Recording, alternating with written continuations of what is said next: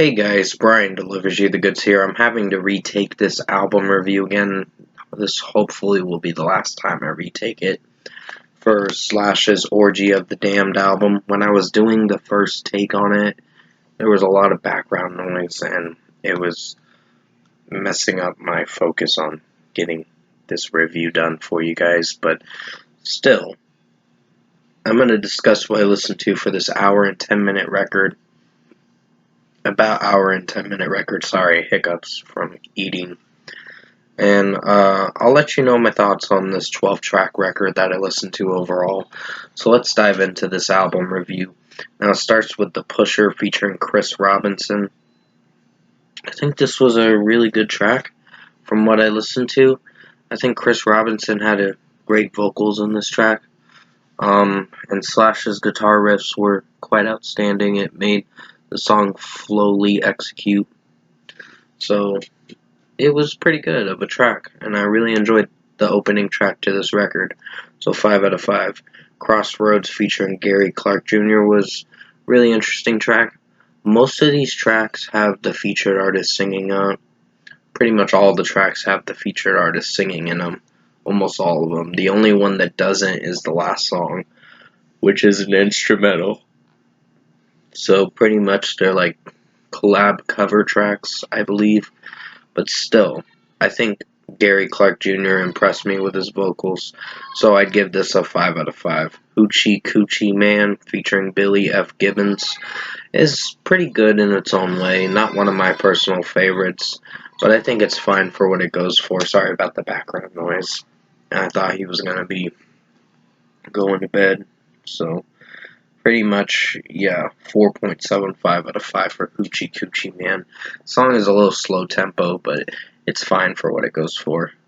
Oh Well featuring Chris Stapleton is pretty good in its own way, but I just personally found Chris Stapleton not to deliver any great vocals in this one.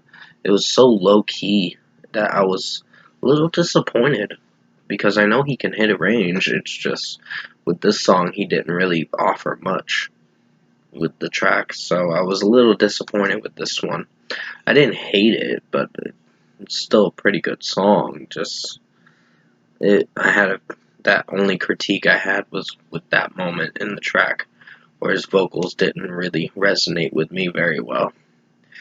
Key to the Highway featuring Dorothy is a strong track. I really enjoyed this song for how it sounded.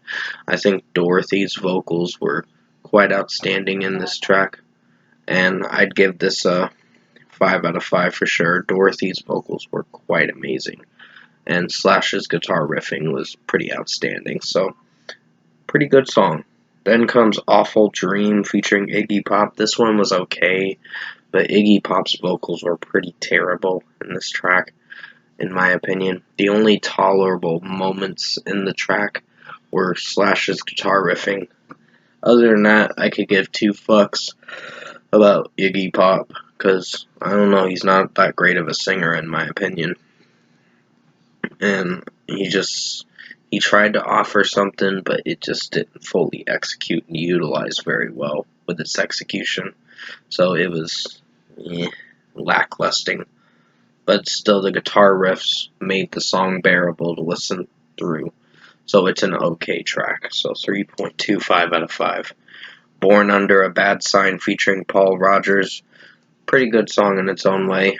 I'll admit, I like Paul Rogers' vocals in this track, and overall Slash's guitar riffs were quite outstanding. This track really can play a tune for sure, and I was really impressed by this track as a cover song for Paul Rogers singing for this collab. So 4.75 out of 5. Papa Was a Rolling Stone was like almost an 8-minute song, but it still was pretty outstanding because Demi Lovato was the feature artist in this singing it, and I really enjoyed this track for how it sounded.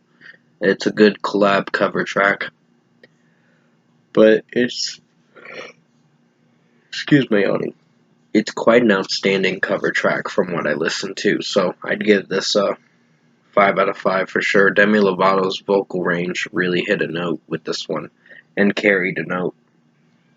Killing Floor featuring Brian Johnson was a pretty good song for how it sounded. I really enjoyed this track. Brian Johnson's vocal range was quite outstanding, and his vocals were pretty good. Plus, Slash's guitar riffs were pretty outstanding for how it sounded. So 5 out of 5.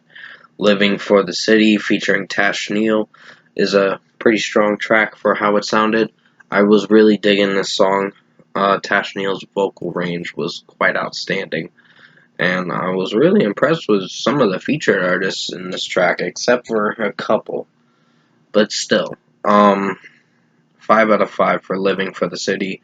Pretty outstanding track. It is a little lengthy of a song. It's like almost 7 minutes long, so you're in for a lengthy track. But still, it's a really strong cover track. Stormy Monday featuring Beth Hart.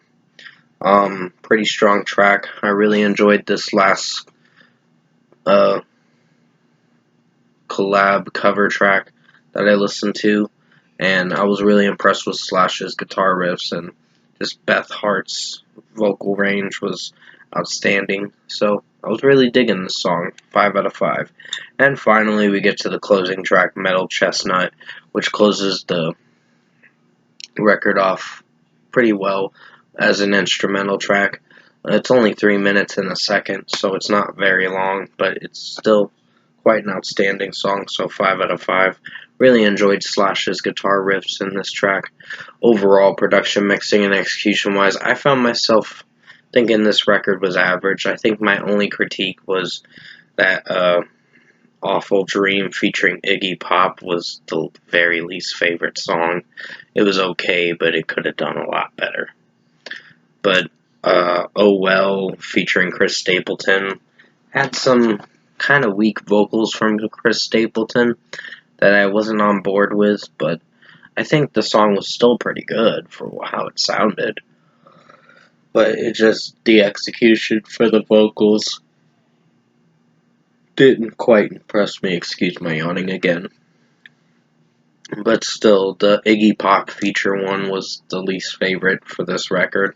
So if I were to give this album an overall score, I'd give it a 7.5 out of 10.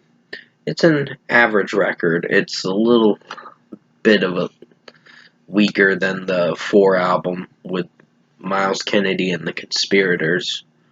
That was a record that came out back in 2022, so pretty much this is, I guess, his 6th studio album. And off the bat, it's not a terrible record, it's just average. It could have been a little better if Iggy Pop wasn't in this album. But still, this is what we got, and it's fine for what it is. So 7.5 out of 10 for Slash Orgy of the Damned. Hopefully you enjoyed this album review tonight, and thanks for watching.